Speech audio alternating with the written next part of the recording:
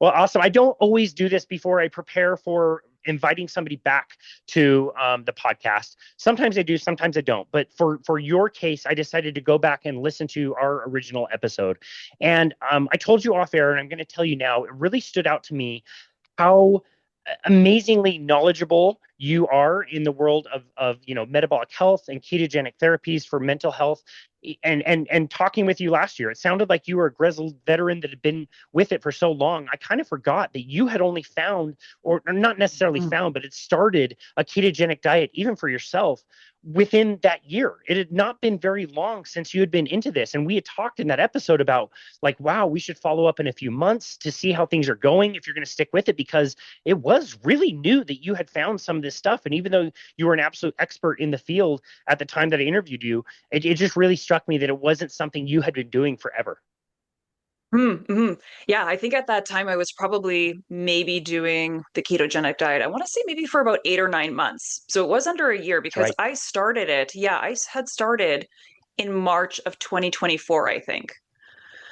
So I'm coming up to 2 years. And I do want to clarify too. So when I started a ketogenic diet, it was specifically for ADHD symptoms. And it really helped subside the vast majority of those symptoms. Like, so for the first year, I was very, very strict with the diet, like kind of testing ketone measures regularly, kind of getting a feel for like what I ate and how that impacted my body. So seeing how the ketone levels would either rise or fall, starting to correlate that if I felt like this pent up energy or if I was feeling really anxious. I think that's the symptom that it helped me with the most, the ketogenic diet. Um, but it was interesting because the more I started to kind of test and collect data on what my ketone levels were at, I would just start to automatically know within my body if I was feeling really scattered or if I was feeling anxious or I had this pent up energy where I just couldn't stop moving around, that my levels were low. And it's so funny because I actually was able to almost pinpoint it where if my levels for me are below zero point 0.8, then I'm getting a rush of symptoms coming back. So, yeah. So the interesting thing here, Casey, is for that first year, I maybe veered off the diet. I want to say like a handful of times, like maybe 5 times, and then was just able to bounce right back the next day because I felt so terrible with all of those symptoms coming back. Um, but I also want to say, so because I've been doing this for over a year, so again, that was March 2024. So I guess we're coming up to almost 2 years. In the last couple of months, I have been kind of going on and off on occasion. So I'm trying to get, I guess, I'm thinking of it as being metabolically flexible. So there are times where I will have carbs maybe once a week, and then I'll kind of jump right back in. And I'm kind of watching my ketone levels to kind of see what they do. And I can, fortunately, I've been doing this long enough that my body just responds and I can hit a ketosis again really quite quickly. And Wow. it's funny because now if I have some carbs or if I go off of keto a little bit and my ketones drop, the symptoms aren't coming back in the same way. So I don't know what to make of that. That's just been my personal experience. Like it's a lot more tolerable if I was to veer off and come back on. So I don't want to give the messaging that you need to be doing a strict adhered ketogenic diet for the rest of your life, because I think that's going to be completely up to the individual. So for me, myself, because I'm so familiar with my body and what I'm consuming, that now I'm kind of in a stage where I feel like I have a really, really solid foundation and baseline that I can kind of play around, with trying different foods once in a while to just see what it does. Yeah. Wow. That's such a great point. And we don't want to go in either direction. We don't want to say that somebody has to be Mhm. strict ketogenic for the rest of their life. We also don't want to say like, hey, if you're not strict ketogenic, that these symptoms might come back, because both of those can be true. But I will say exactly what you said, like anecdotally, what I hear talking to people, being in the space, interviewing people for so long, your story is not unique where you go a period of time, you have to be strict. You notice that symptoms come back when, measured ketones, which is such a cool objective thing to be able to measure when you're on this diet. It tells you exactly where you are, which is amazing. But there has to be something regenerative, healing, whatever about ketones themselves that for some people they can start to loosen up a little bit and they don't have to be strict for the rest of their lives. There's got to be something healing with the ketones themselves that enables that. Yeah, I fully agree. And the other interesting thing too that I found was when I started the ketogenic diet, in the mornings, my glucose levels were probably a little bit higher than they should have been.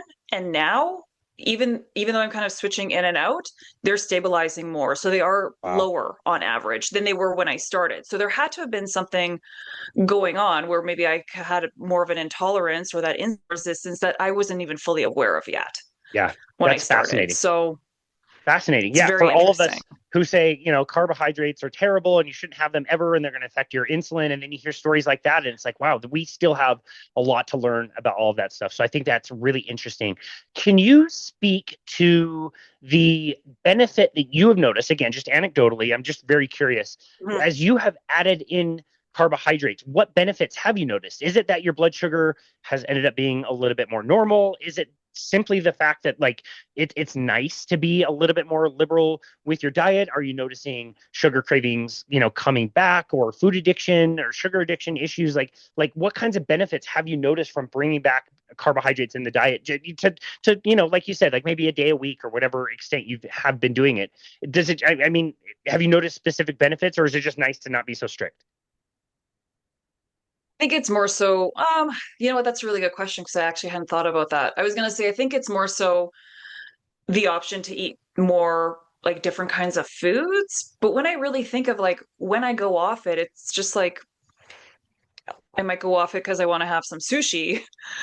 But there's a way that you could make sushi with like riced cauliflower and still have it, somewhat keto versus using the rice. So I think it's maybe more so that, like, if I'm gonna have carbs, I'm not eating a ton of carbs. It's like I'm having something like that. Or maybe I'm going to a nice restaurant, and I'm not as fussy about what those macros look like. Like maybe I'm eating a little bit of the potato or the rice that's on the plate, but I'm still usually sticking to, how am I getting proteins in, the fats? The fats are so important, maybe some little bit of veg, which is, breaking down into carbs there. But yeah, so I don't want to make it sound like either like that I'm intentionally doing a carb load or that I'm intentionally eating carbs for a specific purpose, because it's not so much that. I think it's more so, that I'm just kind of curious and want to experiment with like how my body can fluctuate in and out of the different metabolic states.